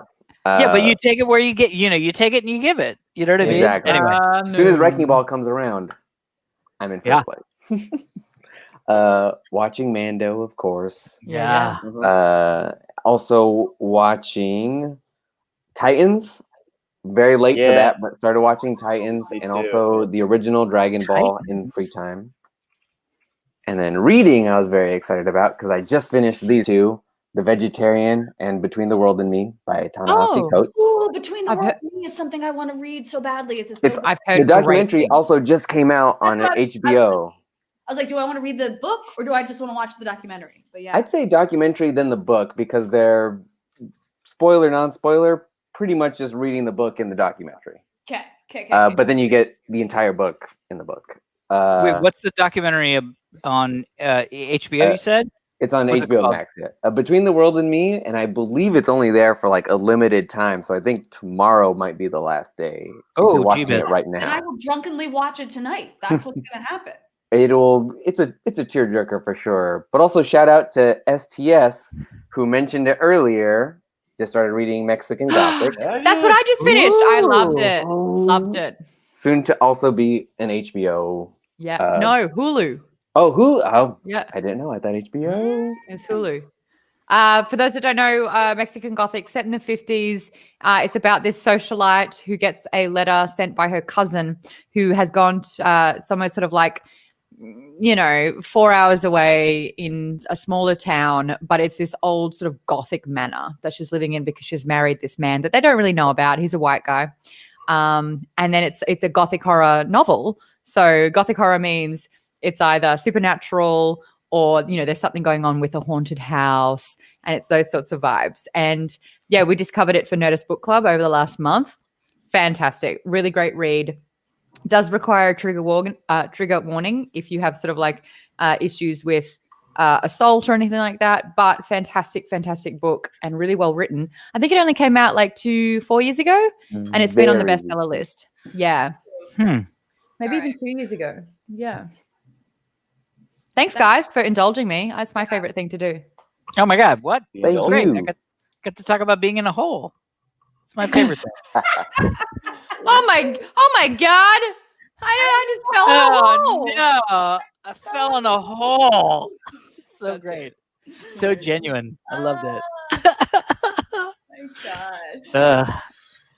Well, you guys are amazing and awesome, and it's so much fun hanging out with you guys. We should do this again. That's all. Can I'm we saying. seriously play Drunk Among Us though? Drunk Among Us? Right now? I'm Drunk so Among down Us. for that. Should we- I can't do it right now because my wife is in the other room. We're gonna probably have to watch stuff. Although it's really funny, we have friends that play, and I was like, Drunk oh, Among Us. Drunk Among Us. Drunk I like Among it. Us? I haven't. Among Us. Tom's like, what's Among Us? I Drink Among Us? I drink alone normally. So drunk Among Us? What does that mean? Drunk Among Us. Anyway, Oh my God, yeah. Listen, I'm down. Maud, if you and I want to play, Tom and Aristotle, are you in? Do you play? don't know it. Oh, you mean Among Us? No, I haven't played Among it. Us, yeah. Nah, Among Us. I've never played either. You don't really have to know how to play. Listen, No, it's not a I'm not video game. online. It's not a video game. It's a social chat function. Then I'm yeah, I'll almost play still that. not good at it either, but I'll totally play. My favorite was when I killed somebody and then I like walked over to a panel and you came out of the panel and you were like, what the?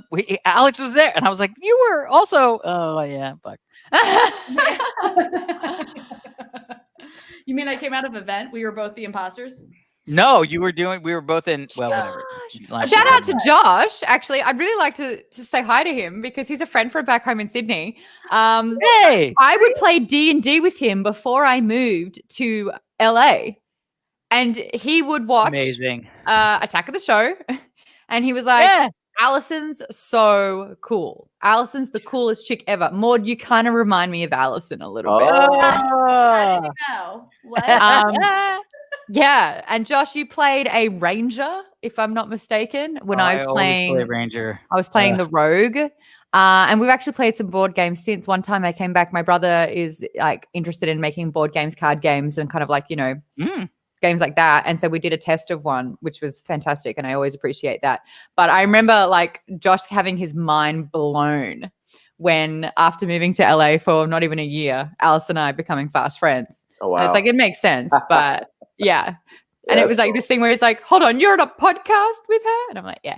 I'm dancing Yeah. for those of you just listening to the podcast right now. I'm dancing. Yeah, there's a lot So of hi, shoulder Josh. action. Miss I'm just you. saying. I hope you're well. I hope Sydney's Hi, good. Josh. Hi, Josh. Hi, Josh. American accent. Hi, Josh. Still playing? That camp is it? Hey, Josh, is it the same campaign? Do you guys remember? Oh God.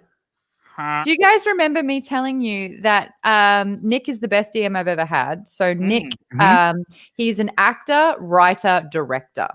Fantastic. Well, That I've is never heard of literally- those here in LA before. Yeah. That is So- all DMs need to be. When Those he three was, things. he would act out all the NPCs, but he would write out the notes after. So he would kind of write what happened in the campaign in a novel, like with chapters to read.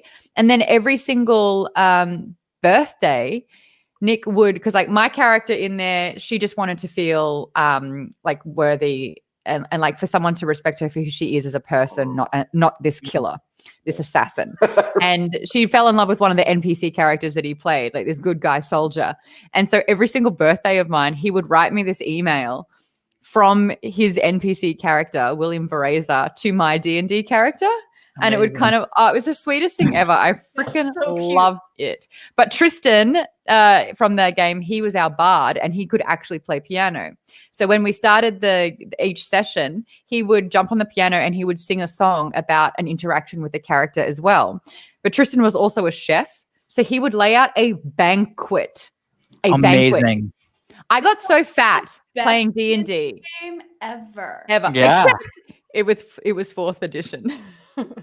4th edition? It was 4th edition. Oh yeah. man, you had the like cards that showed what your powers were, and you were like, oh yeah. Ah, sick. New campaign in the same world, 30 years ahead of the last campaign. Awesome. But yeah, so he would like do baked brie with drizzled honey and roasted I loved baked hazelnuts. brie. That sounds like heaven. It was so good. But then everyone else in the group knew that when you had enough to eat, you would stop. Mm. Not me.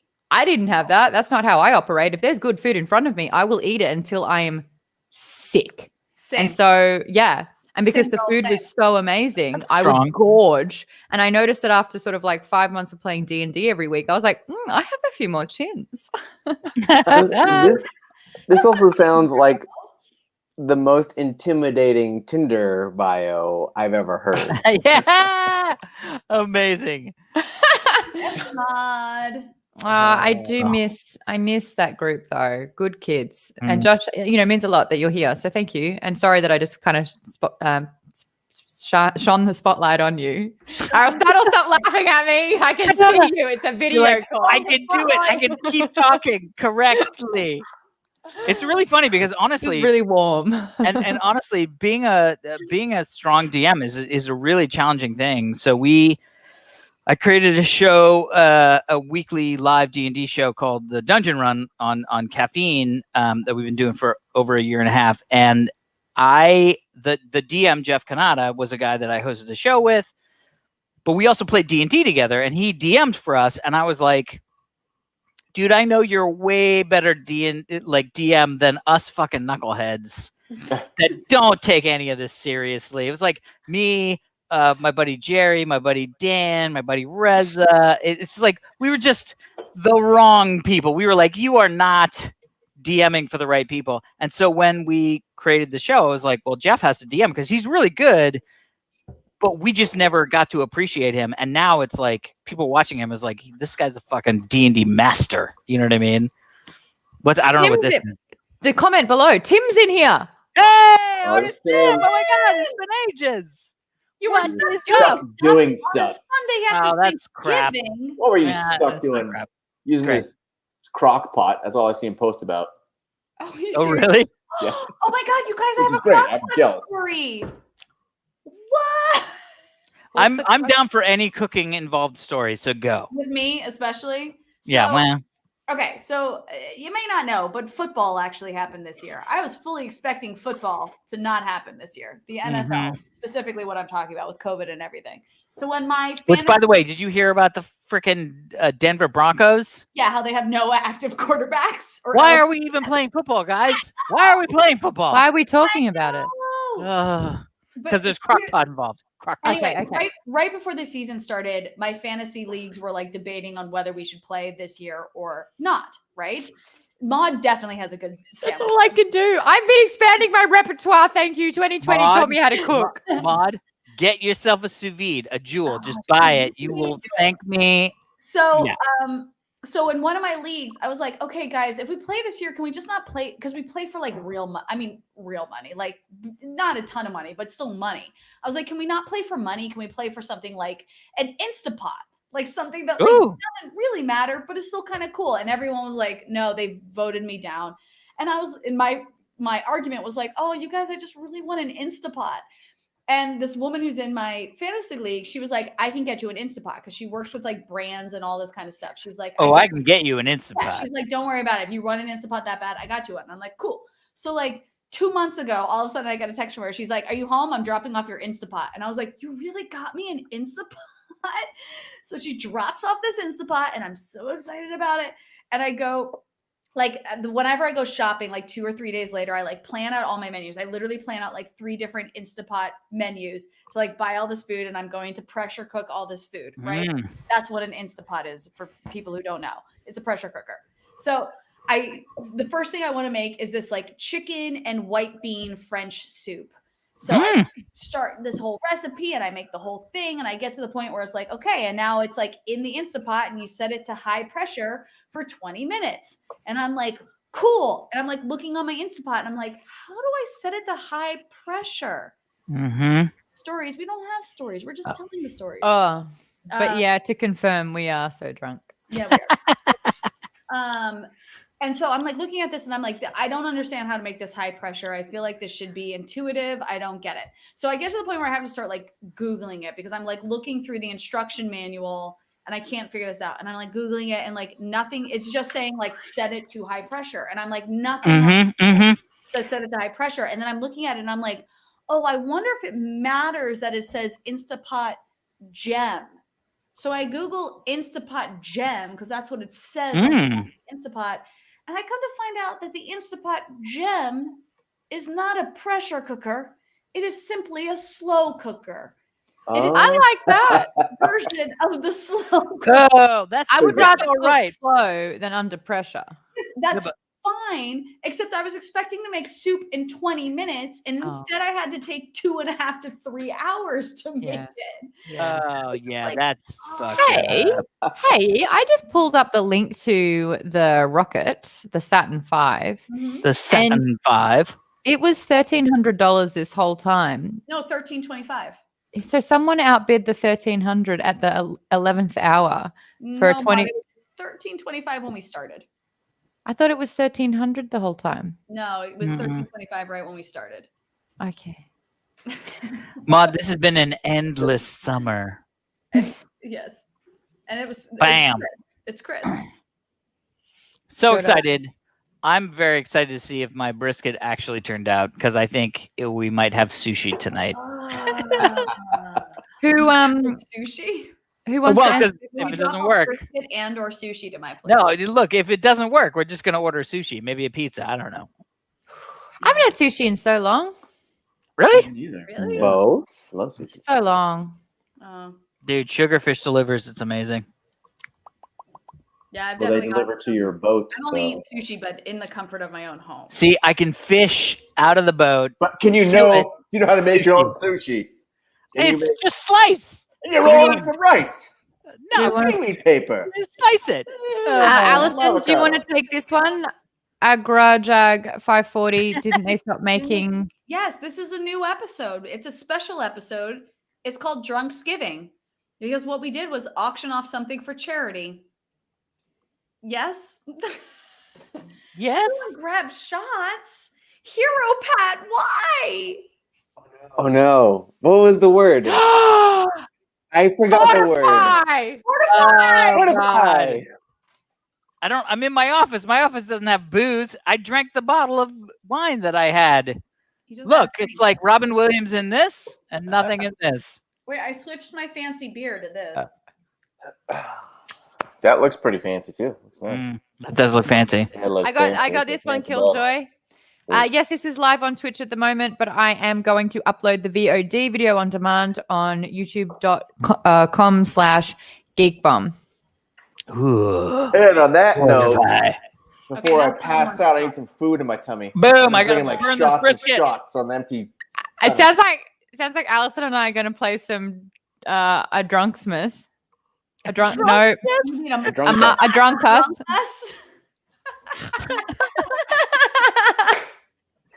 I was going to play a Drunksmith. Wait, what? No. All right. So great. Again, if you wait, can we just post the California Fire Foundation again in case people want to donate? Huge thank you to Chris who won the eBay bid at $1,325. We will be donating that entire amount to the California Fire Foundation, and you will be receiving your signed Lego NASA Saturn V rocket very soon. Thank you to everyone who tuned in to the live stream. Thank you to everyone who's still currently listening to this as a podcast because it be long. It's Twitch. Usually this goes for 3 hours. Yeah. And I guess I'll call it. That's it for the Drunksmas episode of the half hour. Drunksgiving. Oh, I said drunks. Oh shit! Thanks. We got to start all over now. Okay. Oh god. I guess I'll call it. I guess that we also get to do a Drunksmas. Maybe. We gotta talk about if there's gonna be a Drunksmas. We'll talk about it. Like now? Maybe not live. Maybe. Yeah, don't get their hopes up. We'll talk about it. Maud wants to talk about it live. Yeah. I mean, I maybe don't need to say individually anything. it'll still happen. Everyone's For just sure, saying I'll be having a Drunksmith. I don't If think I've you- gotten if you paid for the last few episodes, has to be so shared. no. It has to be charity. Tom, you didn't get that check that we sent you? Ah, too bad. Too bad. No, I did not. Anyways, on that note, go buy Primer, Yeah. buy DC Comics. You know, read it. It's good for your kids. Yeah, Read it. right. You'll love it. That's good. Maybe some anyone else money. need to plug something? No, So- watch Tom Her did- Big Eggplant. Huh? Done. YouTube or Amazon Prime. Thank you. I love it. Just do cool shit in the world. Go out there.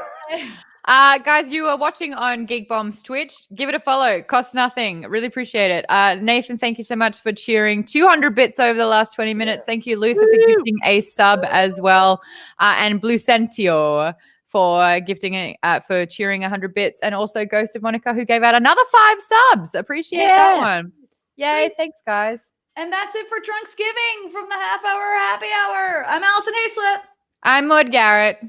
I'm Alex Albrecht. That's Tom Krajewski and And thanks for Podcast. dropping in Aristotle Podcast. We love you all.